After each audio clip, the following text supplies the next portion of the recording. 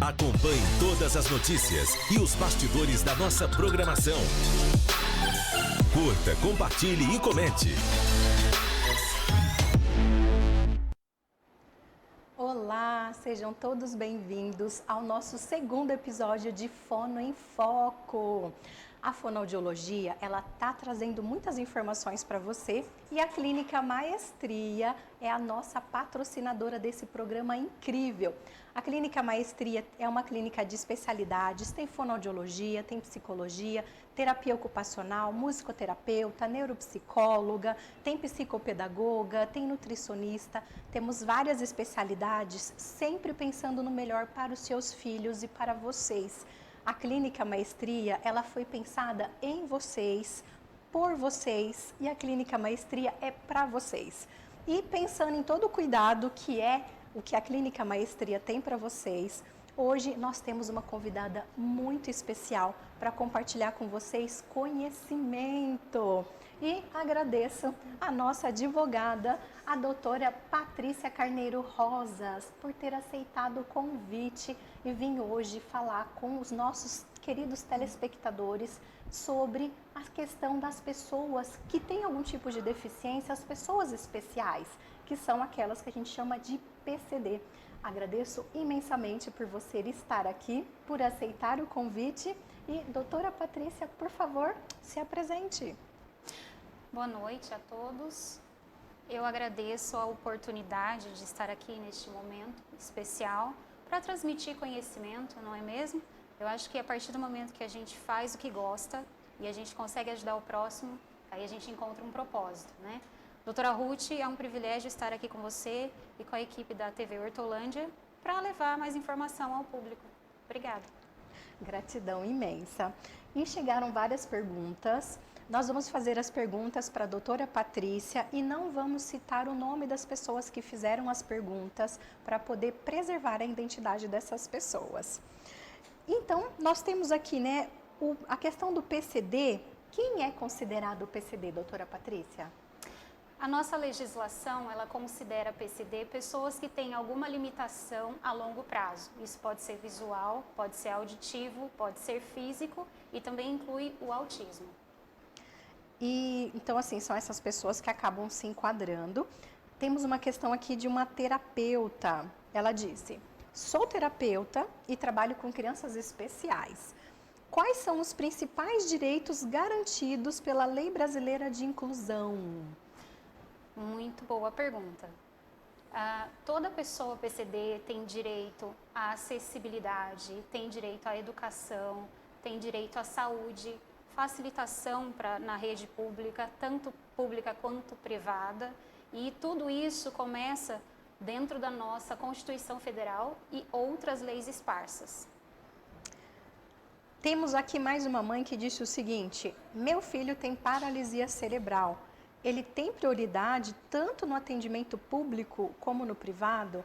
Porque essa pergunta eu achei incrível, porque tem muitas pessoas que às vezes acham que o direito só é garantido se for privado. Isso procede? Não. De fato, todos os PCDs, inclusive quem tem paralisia cerebral, tem um atendimento especial. E se isso não acontecer, é importante denunciar. Essa parte é uma novidade bastante importante. Olha isso que nós temos aqui. Meu filho recebeu o laudo de PCD agora aos 19 anos. O que muda na vida dele? Olha só, às vezes veio fazendo tratamento ou não, porque descobriu que era PCD apenas aos 19 anos. A pessoa não falou o que era, mas às vezes pode ter sido autismo, pode ter tido alguma outra condição. E agora? Descobriu aos 19 anos. O que vai mudar na vida dele? Ele vai ter acesso a uma série de direitos por conta da nossa Constituição e da nossa lei, né, de inclusão.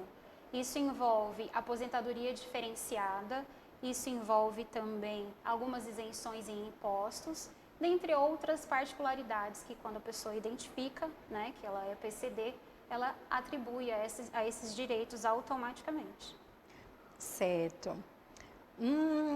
Essa daqui é super polêmica, doutora Patrícia. E olha, A escola do meu filho recusou a matrícula só porque ele é autista.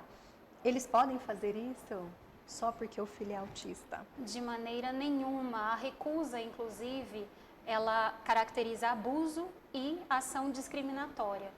A escola precisa receber e ela tem que trazer todo o aparato para essa pessoa. O aluno tem o direito à socialização, ele tem o direito que já é previsto dentro da nossa Constituição. Então, a escola não pode negar, ela precisa receber e oferecer todas as particularidades que precisam ser adaptadas para que esse aluno tenha um mínimo de convivência em sociedade. E agora, o que essa mãe deve fazer? Porque assim, a escola já recusou, ela foi atrás de outra, mas ela queria que fosse naquela escola, e ela é uma escola particular, que falou que não tinha vaga para o filho dela. Ela volta de novo na mesma escola porque ela queria naquela, que falaram que para ela não tinha vaga.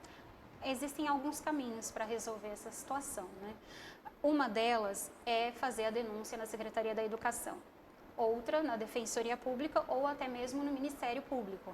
Se a escola recusou, ela precisa ter realmente um amparato legal muito plausível para negar o aluno. Se ela já está dentro do máximo de alunos que ela pode atender, não é mesmo? Mas ela precisa realmente comprovar que isso acontece.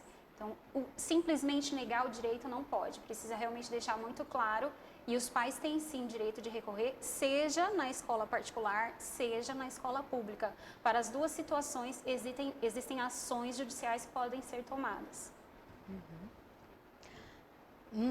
Olha essa outra questão. Às vezes acontece isso, a escola se recusa a receber a criança, mas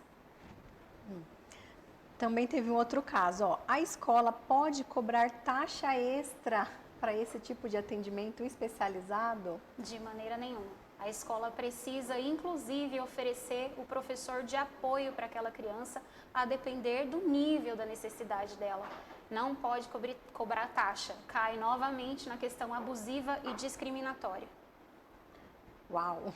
Porque tem escola que às vezes fala, teve algumas mães que comentaram, olha, a escola falou que só iria receber a minha criança se tivesse uma assistente terapêutica, mas a mãe que teria que providenciar. Isso não pode acontecer. A escola precisa acolher, salvo se ela não tiver mais a cota suficiente para atender, mas ela precisa se adaptar sim. Então tem uma cota para a escola? Existe sim. A escola, ela precisa de uma estrutura mínima para fazer o atendimento, né? Então ela precisa realmente ter essa estrutura para atender. Se ela está com um número excedido para esse atendimento, ela pode sim explicar e recorrer, inclusive, indicar outras escolas para que esse atendimento aconteça. Ah, tá. Então, por exemplo, ela tem um número lá X que ela pode receber de crianças especiais. Exato. E aí, se ela falar, já deu a minha capacidade para atender essas crianças, aí ela pode recusar, então? Ela pode Nesse indicar caso? uma nova escola, né, para que isso aconteça. Ou se for uma situação não comprovada, aí os pais também podem recorrer via judicial ou via administrativa. E aí, nesse caso, a escola vai ter que aceitar a criança. A escola precisa aceitar a criança. Independente se é particular, independente. Exatamente. E essa questão de ter um assistente terapêutico, aí a escola que vai ter que providenciar o professor de apoio. É uma adaptação, né? Porque Isso, quando a escola recebe um aluno PCD, de acordo com o nível, né, de necessidade de suporte dela, tem que adaptar a grade curricular, tem que adaptar o sistema de ensino para aquele aluno, para que ele consiga se desenvolver dentro daquilo que ele precisa. Inclusive, a mobília da escola precisa atender, a acessibilidade da escola precisa ser atendida. Então, são alguns pontos que precisam realmente de atenção, né? E a escola precisa, sim, se adaptar, né? Ela é obrigada a fazer isso, sob pena de incorrer em algum processo judicial. E aí eu volto a reafirmar, isso independe se é via privada ou pública. Para as duas situações há um remédio judicial para tratar a situação. Certo. Então, aí, por exemplo, a escola tem que garantir a acessibilidade, o banheiro, que às vezes tem escola que tem escada. Exatamente. Então, tem que pensar, se tem uma criança com dificuldade motora, vai ter que ficar na sala de baixo. Exato. Mas assim, quando a gente fala de acessibilidade, especificamente de estrutura de prédio, nós já temos uma legislação que exige, independente de você ter um aluno que seja PCD ou não, porque você precisa manter essa acessibilidade, inclusive para quem não é aluno. E se eles tiverem um pai que também tem alguma necessidade especial, que ele use cadeira de rodas, ele precisa obrigatoriamente já estar estruturado. E, inclusive, isso vai de encontro com todas as certificações que o prédio precisa para ter uma escola. Ah, então já vem, é pré-requisito. Exatamente. Né? Ah, tá certo. Temos mais outra questão aqui relacionada à escola. A escola recusou a adaptação curricular do meu filho. E esse tipo de situação é bem comum. Eu falo também pela prática clínica, já teve situação que a escola ficou bem resistente, depois acabou fazendo, mas ficou resistente. E essa mãe está comentando que a escola do filho dela se recusou, falou que a criança ia seguir igual todo mundo, porque não ia diminuir a criança. E não foi isso o objetivo, não é diminuir a criança, é fazer as adaptações para conseguir dar direitos iguais. Então, assim, não é oferecer igual para todo mundo para garantir a mesma coisa, o mesmo aprendizado. Mas essa escola se recusou. E a mãe perguntou quais adaptações pedagógicas que são obrigatórias, porque ela ficou apavorada. Né?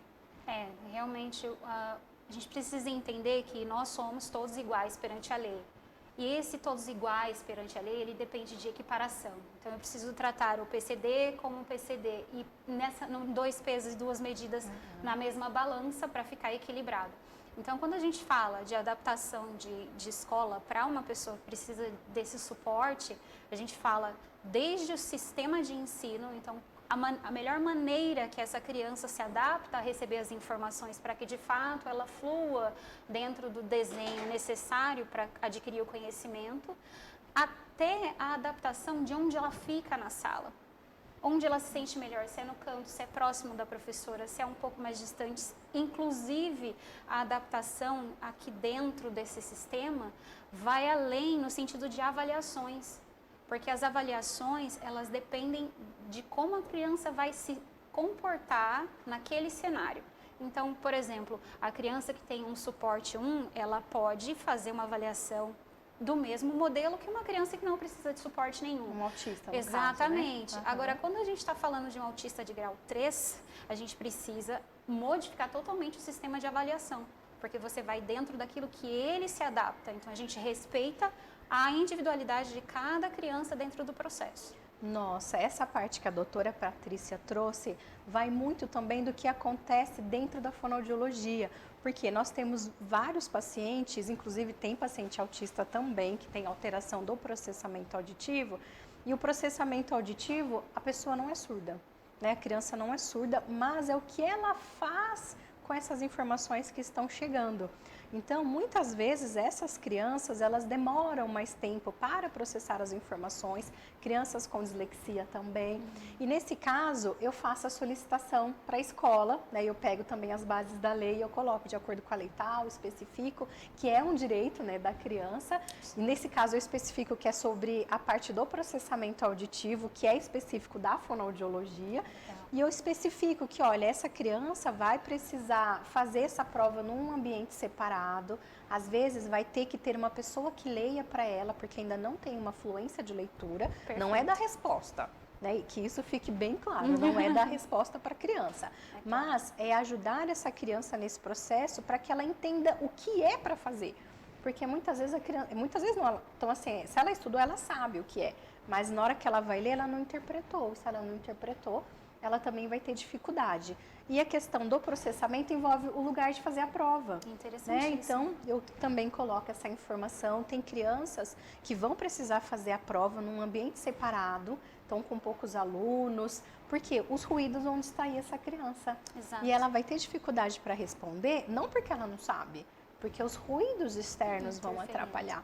E o lugar da sala de aula também vai fazer diferença. Com certeza. Então, se estiver perto da porta, se estiver perto da janela, essa criança ela vai acabar se distraindo e não vai conseguir acompanhar aquilo que ela precisa. Tanto para aprender o conteúdo do dia a dia e também numa prova. Então, muitas vezes, enquanto a criança está no processo de reabilitação, ela vai precisar de ter esse ajuste. E a parte do processamento, um ponto interessante, é que o processamento auditivo, ele reabilita 100%. É diferente de uma condição, por exemplo, quem é autista, nasce autista, vai ser autista pro resto da vida. Quem é TDAH, nasce com TDAH, vai ser TDAH pro resto da vida. Quem tem dislexia, nasce com dislexia, vai ter dislexia o resto da vida. Processamento auditivo não, ele reabilita 100%, mas quem tem outras condições, por exemplo, que vem em comorbidade, tem a dislexia, mas o processamento auditivo vai demorar bem mais para conseguir chegar nesse processo de reabilitação. Quem é autista, geralmente também vai ter essa dificuldade, porque eles têm dificuldade em linguagem, né? E a parte de linguagem envolve a parte de compreensão, envolve a parte de fala, e eles têm dificuldade em processamento também. Vai reabilitar? Vai ser longo? Vai ser também, vai precisar de bastante paciência. Essas informações são maravilhosas, porque elas vão totalmente de encontro com a questão da sinergia entre o profissional que está tratando a criança, a escola, o professor, os pais, os amigos, o pediatra. É todo um conjunto, não é mesmo, doutora? Me confirma, para poder fazer essa criança viver num ambiente minimamente interessante para que ela se desenvolva, para que ela tenha sociabilidade e tenha todos os seus direitos garantidos. Bem legal. E esse é o objetivo, é conseguir fazer as adaptações que essa criança precisa para que ela consiga se desenvolver. E isso não significa diminuir a criança, é dar as condições que ela precisa para que ela consiga se desenvolver. Perfeito. Vamos para um rápido intervalo e já voltamos. Fique conosco. Acompanhe todas as notícias e os bastidores da nossa programação. Curta, compartilhe e comente. São Paulo levanta uma bandeira por todas as mulheres. Pela Camille, que está feliz com seu próprio negócio. É para que cada mulher saiba que não está sozinha. Governo do Estado. São Paulo, são todas. Sabe por que a gente tem tanto orgulho de morar em Hortolândia? Porque aqui os investimentos não param. Movimentam a economia, atraem novas empresas e geram mais empregos. Porque aqui tem dedicação e cuidado com as nossas crianças, com robótica em sala de aula, merenda de qualidade, kit e uniforme escolar para todos os alunos da rede municipal. Em Hortolândia, também dá gosto caminhar e aproveitar toda a estrutura dos 11 parques socioambientais da cidade. E em todos os cantos, tem obras em andamento, integrando as regiões e acelerando o desenvolvimento que melhora a vida de todos nós. Aqui tem inovação, tem trabalho, tem respeito às pessoas. E é por isso que a gente tem tanto orgulho de viver nesta grande cidade. Hortolândia cresce e o resultado aparece. Prefeitura de Hortolândia, um passo à frente. Acompanhe todas as notícias e os bastidores da nossa programação. Curta, compartilhe e comente.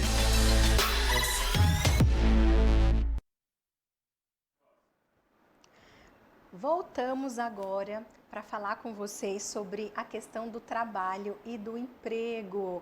Porque as pessoas que são PCD, às vezes, vai fechar o diagnóstico ainda na infância. E para verificar essas questões na Clínica Maestria, nós temos avaliações que vão te ajudar. Então, se a sua criança tem atraso de fala, tem atraso de linguagem, que existe uma diferença aí entre fala e linguagem. Então, para vocês terem uma ideia, a fala é como se fosse a palavra isolada, por exemplo, bola. E a linguagem envolve tanto a questão de compreensão, quanto a questão dessa criança conseguir se expressar e compreender. Por exemplo, se falar pega a bola, a criança pega, ou ela fala me dá a bola. Então, tem essa diferença, eu expliquei de um jeito bem sutil.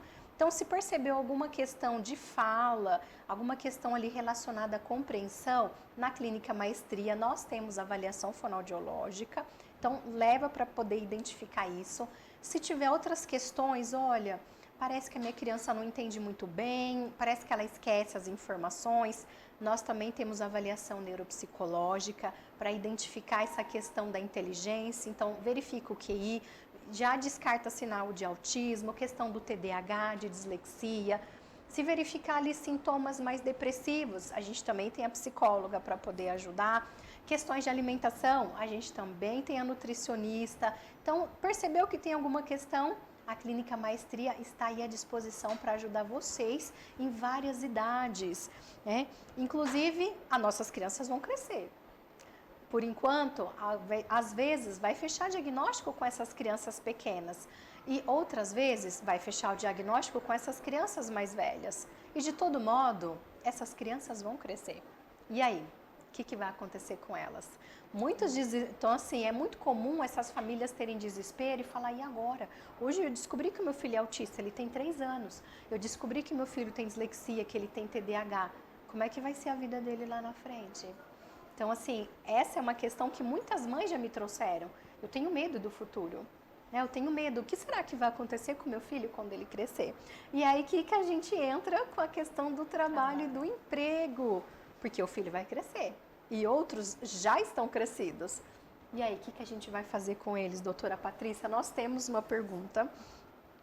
Descobri meu autismo na vida adulta. Isso acontece. Então, assim, nós já tivemos adultos que descobriram autismo na vida adulta. Inclusive, tem uma criança que a criança tem dislexia e a mãe falou assim, você acha que ele tem autismo? Eu falei, não, mas você eu acho que sim.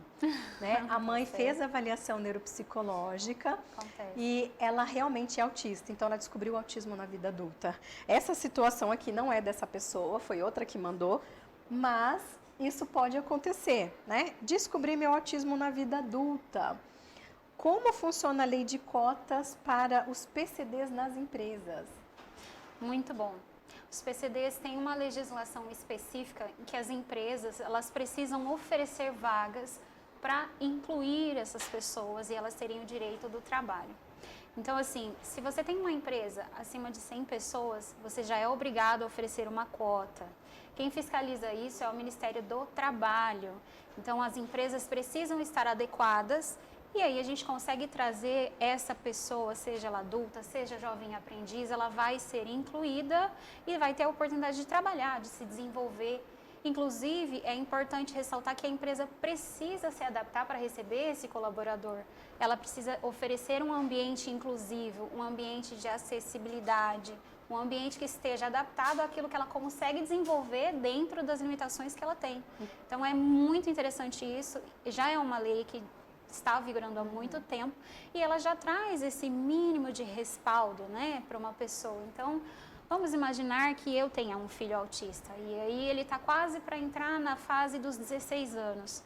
E eu sei que ele consegue, e a gente tem algumas empresas, então ele pode ser um jovem aprendiz, não é mesmo? Então, as empresas que têm essa cota, né, obrigatoriamente. Para todas é obrigatório essa cota? A partir de 100 colaboradores é obrigatório ter essa cota. Mas não precisa ficar estreita essa faixa, entendeu? As empresas que querem realmente trazer essa inclusão social, fazer todo esse trabalho que envolve o objeto social da empresa, porque aí a gente entra num detalhe muito interessante, que a empresa ela não está ali só para gerar o lucro. A empresa ela alimenta várias famílias e a família de uma pessoa com deficiência também precisa disso. Então, quando a pessoa tem boa fé, ela tem boa vontade, a que está por trás dessa empresa, em pessoa aqui, no caso, pessoa jurídica, ela vai abrir as portas para esse colaborador também. E isso faz uma diversidade, faz um ambiente mais inclusivo, mais interessante, inclusive para atrair clientes. Porque hoje a gente está falando muito da questão do ESG, que é trabalhar tanto o ambiente do intelectual da pessoa, da amplitude que a empresa alcança. Vai muito além de só contratar e fazer você trazer dinheiro para mim. É muito além. É para tratar dos dados pessoais, é para tratar, inclusive, da saúde do colaborador que está dentro da sua empresa. Então, assim, tem a partir de 100 pessoas, 100 colaboradores, é obrigatório, mas não se limita. Então, se for uma empresa pequena, aí tem 50 colaboradores, mas já está empenhado, olha, eu quero ajudar, porque eu soube que o pai, né, está trabalhando aqui, mas descobriu que o filho é autista. Exato. Já com 19 anos, com 20 anos, e não se encaixa em lugar nenhum. Não para emprego nenhum, Exato. Porque não tinha diagnóstico. Sim. Aí fechou o diagnóstico, Exato. vai conseguir. Então, Exato. E assim, a nossa legislação, ela é bastante inclusiva, né? Então, ela traz todas as diretrizes para que você consiga adaptar o seu ambiente de trabalho para receber esse colaborador. E aí, assim, dentro das possibilidades de suporte, visando já a questão da empresa, as pessoas têm se surpreendido muito com esses colaboradores. exatamente pelo fato deles terem essa questão do foco, da questão de querer estar ali, porque a gente fica na ânsia, né? A pessoa que tem essa necessidade, né? Ela realmente quer estar inclusa, ela se sente à vontade, ela tem esse desejo de estar entre as outras pessoas. E quando ela tem essa oportunidade, ela dá a vida, ela se entrega, ela fala, é a minha oportunidade. Eu estou numa empresa, eu sei das minhas limitações, eu sei das minhas capacidades também e eu vou dar o meu máximo para ficar aqui. Olha que incrível. E às vezes uma pessoa PCD vai fazer um trabalho muito melhor do que aquele que não é. Né? Porque tem essa situação, a pessoa fala, nossa, eu me sinto pertencente, eu quero realmente fazer diferença, Exato. né? Veste a camisa e faz a diferença. Então fica aí um recado importante, né, para as empresas ficarem atentos a esses colaboradores que estão ali de coração aberto, querendo realmente fazer diferença. Né? Temos mais outra questão aqui, esse é polêmico. A pessoa com deficiência pode ser demitida sem justa causa? Pode ser demitida só porque é deficiente? Não, existem algumas regras que precisam ser observadas, isso vai depender, né, de cada grau da deficiência. Mas assim, em boas práticas, as empresas já não têm feito a demissão por justa causa. Porque é muito delicado realmente você dispensar um colaborador que tem uma necessidade especial por justa causa. E sem justa causa? Sem justa causa. E aí o que acontece?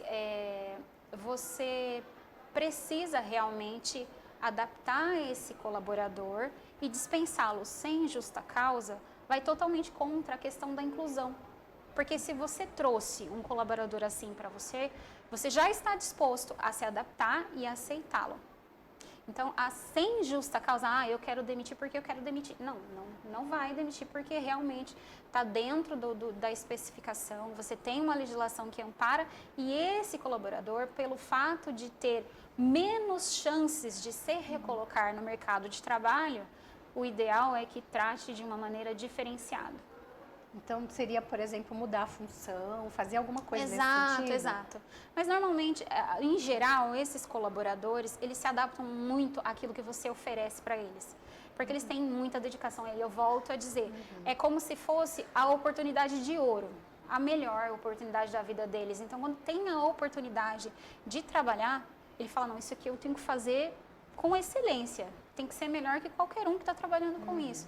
E dentro das possibilidades dela, ela se entrega. Então, assim, é uma avaliação que a gente costuma fazer pontualmente. O colaborador foi admitido para trabalhar, ele tem um grau que permite que ele trabalhe com empilhadeira, por exemplo. Mas ele não se adaptou.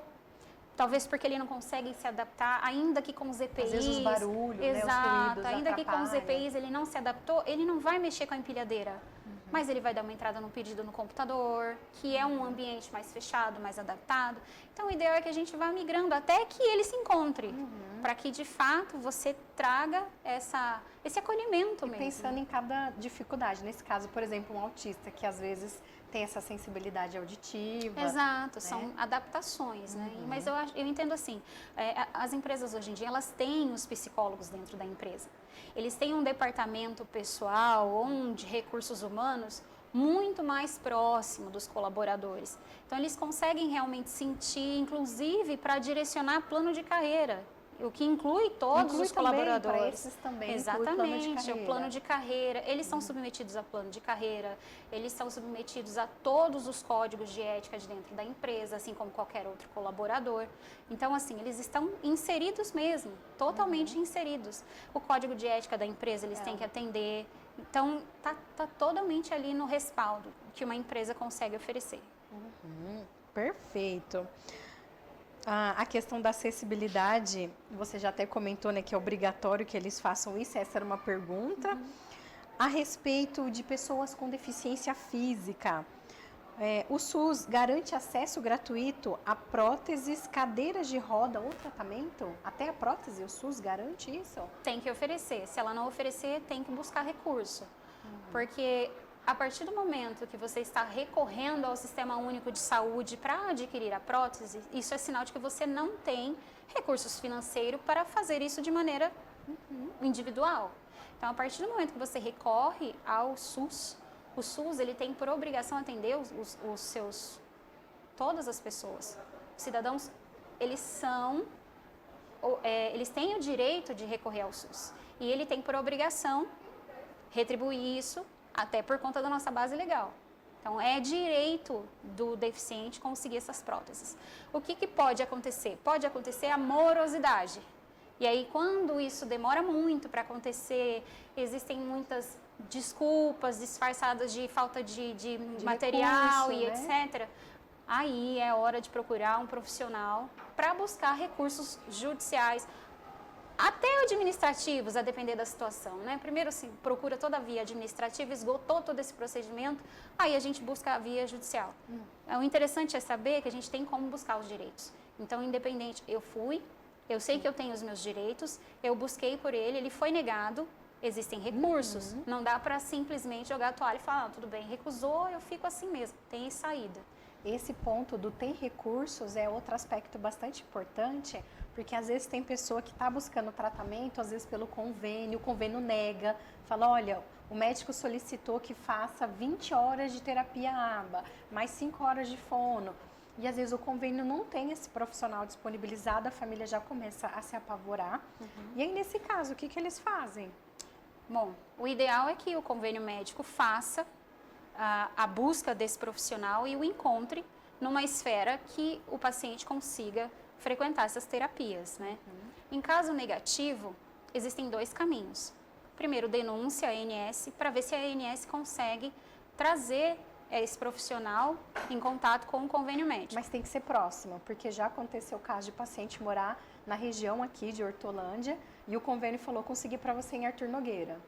Então, eles vão trazer, e é longe, né? Eles vão trazer o profissional que eles encontrarem. Mesmo nessa distância? Mesmo nessa distância. Mas caso isso aconteça, olha, essa distância eu não consigo, eu tenho dificuldade de mobilidade, eu já tenho uma criança que exige um suporte maior, eu preciso que seja próximo de mim, para que de fato eu consiga tratar dentro da minha possibilidade. E aí, assim, recusou. Isso, recusaram. Recusaram.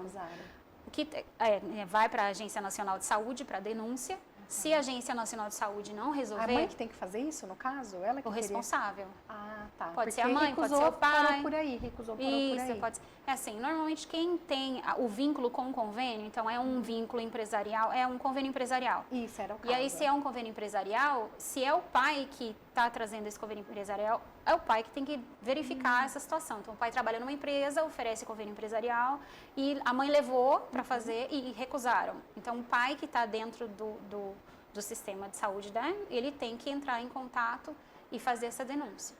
A mãe também pode fazer a denúncia? Pode, tranquilamente. Mas se a pessoa... Seria o responsável. Exato, o responsável é o ideal. E aí, o que acontece? Se a ANS não resolver, aí tem que partir para a via judicial mesmo. Aí tem todo um recurso que o advogado planeja, entra com o processo, pede uma liminar, enfim, abriu o liminar, não concedeu, também tem um outro caminho até que tudo isso aconteça, né? Porque a gente precisa entender que o judiciário ele tem um tempo de duração, às vezes vem muito rápido, às vezes não vem rápido, porque ele pode ser moroso.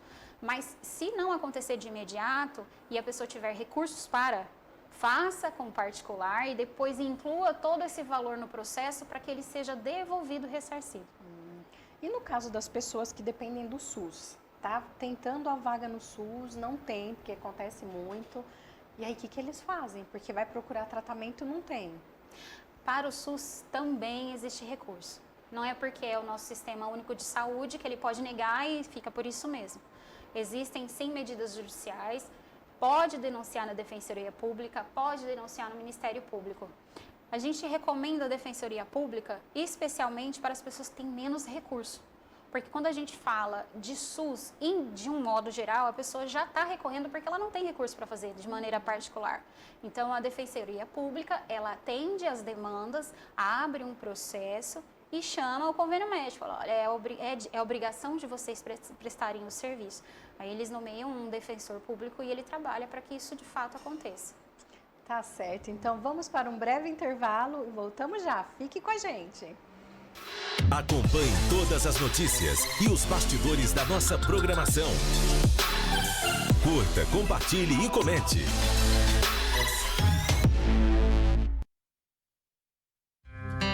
Sabe por que a gente tem tanto orgulho de morar em Hortolândia? Porque aqui os investimentos não param. Movimentam a economia, atraem novas empresas e geram mais empregos. Porque aqui tem dedicação e cuidado com as nossas crianças, com robótica em sala de aula, merenda de qualidade, kit e uniforme escolar para todos os alunos da rede municipal. Em Hortolândia, também dá gosto caminhar e aproveitar toda a estrutura dos 11 parques socioambientais da cidade. E em todos os cantos, tem obras em andamento, integrando as regiões e acelerando o desenvolvimento que melhora a vida de todos nós. Aqui tem inovação, tem trabalho, tem respeito às pessoas, e é por isso que a gente tem tanto orgulho de viver nesta grande cidade. Hortolândia cresce e o resultado aparece. Prefeitura de Hortolândia, um passo à frente.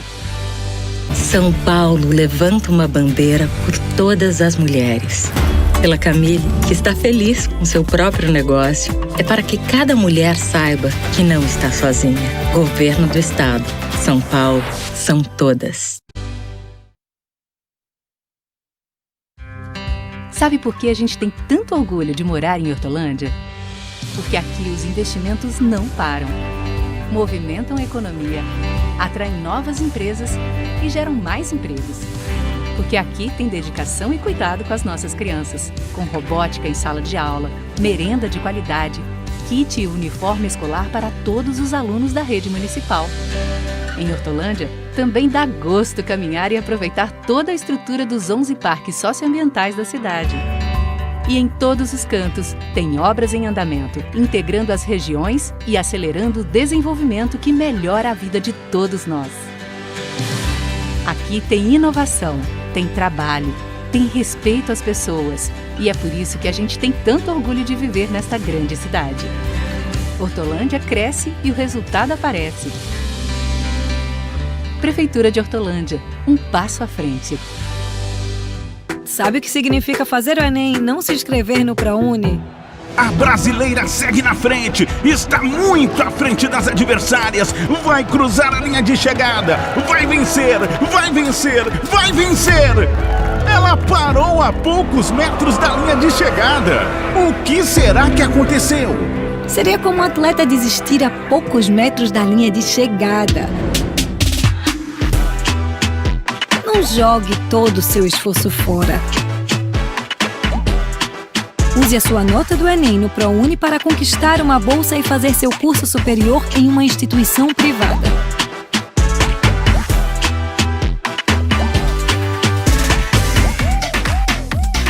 Inscreva-se no ProUni em acessounico.mec.gov.br. Ministério da Educação. Brasil, União e Reconstrução.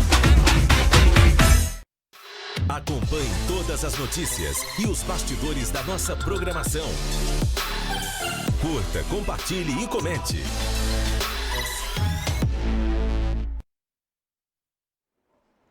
Voltamos com a doutora Patrícia e nesse breve intervalo a gente comentou sobre uma situação que eu fiz a pergunta a respeito, né, quando a pessoa com PCD, ela é demitida sem justa causa. E na hora que ela foi falar, ela disse com justa causa e era sem justa causa. A gente comentou sobre isso no intervalo, que o seguinte, disfluência. Como chama-se isso? Disfluência. Todo mundo tem disfluência de vez em quando. Eu tenho, ela tem, nós temos disfluência de vez em quando. O que acontece é que isso precisa ter um tratamento apenas quando isso vem com sintomas de gagueira, quando essa disfluência ela é muito grande. Então, em vários momentos, essa pessoa vai tentar falar, ela tem bloqueio, ela trava, ela não consegue falar aquilo que era, ou ela muda o contexto.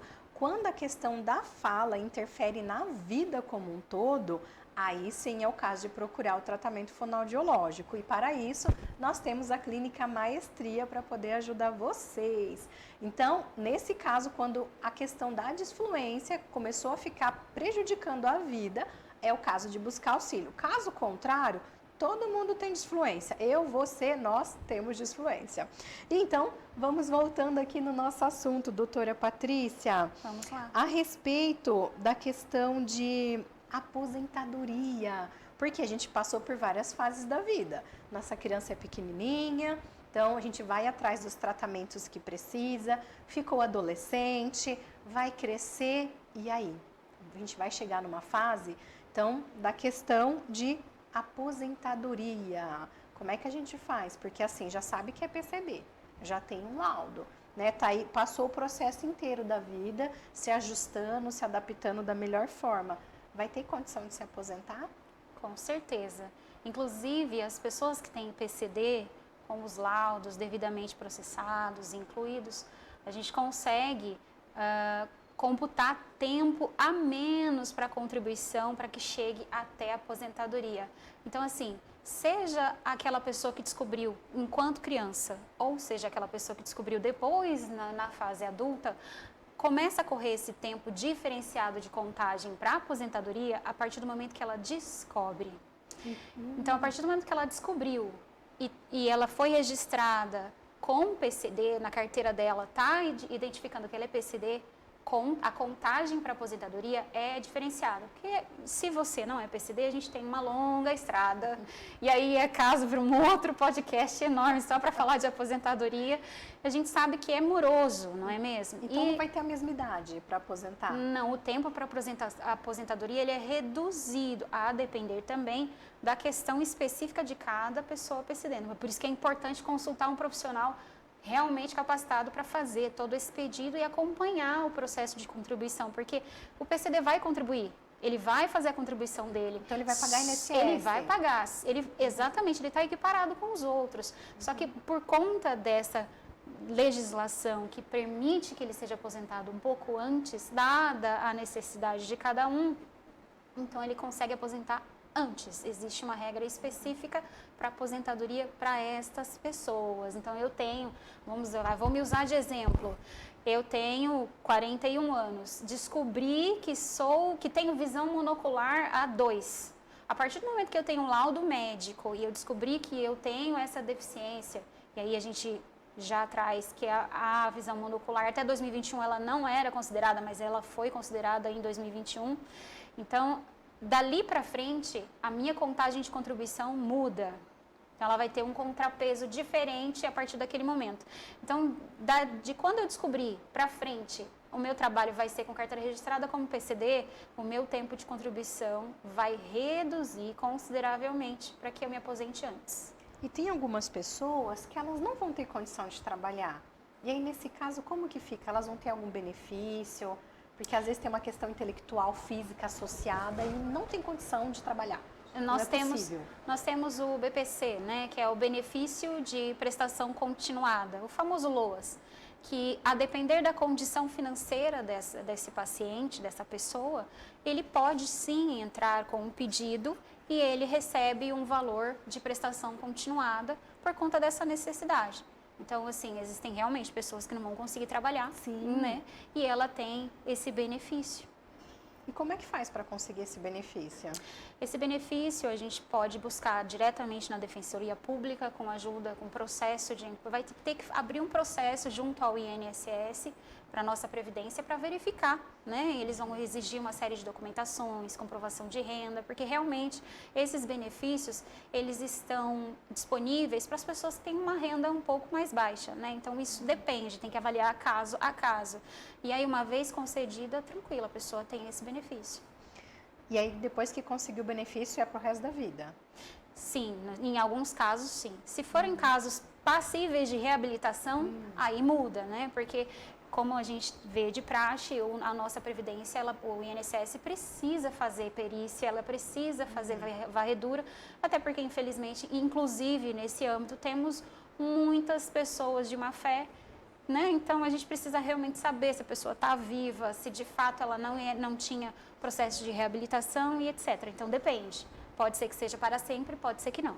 Infelizmente, algumas pessoas usam de má fé e acabam usando o espaço de quem realmente precisa. Exato. Porque tem algumas pessoas que não vão ter condições de ser inseridas, né, nesse universo aí do mercado de trabalho, por questão física, por questão intelectual. né? E não tem essa reabilitação nesse sentido para conseguir, né, trabalhar. Exato. Então, sabendo que tem esse recurso para eles, tem caminho, né, tem caminhos, a gente já fica aliviado, né? E a questão de impostos, né? Isenção de impostos, moradia, porque muitas vezes a família vai ficar assim, cuidando dessa pessoa. Que, por exemplo, a criança tem uma condição, que nem um autista nível 3 no começo, tem muita dificuldade, muitas vezes a mãe fica em casa cuidando e ela não tem condição de trabalhar e ela tá ali cuidando dele. Exato. Então não vai dar para ela tentar comprar uma casa, assim como as outras pessoas, porque ela tá usando o tempo dela dedicado à criança dela. Exato. E aí, como é que pode fazer? Tem algo para poder ajudar essas famílias? Com certeza tem. Inclusive, o Minha Casa Minha Vida tem preferência para as pessoas com deficiência quando ela está concedendo aquela bolsa para que seja possível adquirir um imóvel. Então elas vêm na frente, por exemplo? Elas vêm na frente, com certeza. A prioridade são para a prioridade, família, exato. E o que sobrar vai nas outras prioridades. Sim, aí depois a gente vai... Eles têm uma ordem de aceitação, né? Mas a pessoa com deficiência, ela vem primeiro quando o assunto é adquirir uma moradia pelo benefício do Minha Casa Minha Vida, por exemplo. Então, se você entra uma pessoa com deficiência, se ambos estiverem na mesma condição, a pessoa com deficiência vai ser beneficiada primeiro, depois você. Então, tem sim... essa prioridade. Isso. E, assim, quando a gente fala de impostos, aí a gente vai para uma outra esfera que atinge o ICMS, atinge o IPVA, atinge o IPI. O IPVA também. Exato. Então, a mãe que tem essa criança, ela consegue entrar com um pedido e ser contemplada com a isenção de impostos, inclusive para comprar veículos com valor bem mais baixos, para atender essa necessidade dela. Porque vai correr muito, é terapia aqui, terapia ali. Exato. E aí, assim, a gente entra numa esfera que é a questão do transporte, né? Porque as pessoas com deficiência também têm livre acesso ao transporte público. Mas em algumas situações a gente vê que tem ônibus que não tem essa acessibilidade adaptada. E aí essa mãe precisa fazer o transporte dessa criança e ela não tem esse respaldo.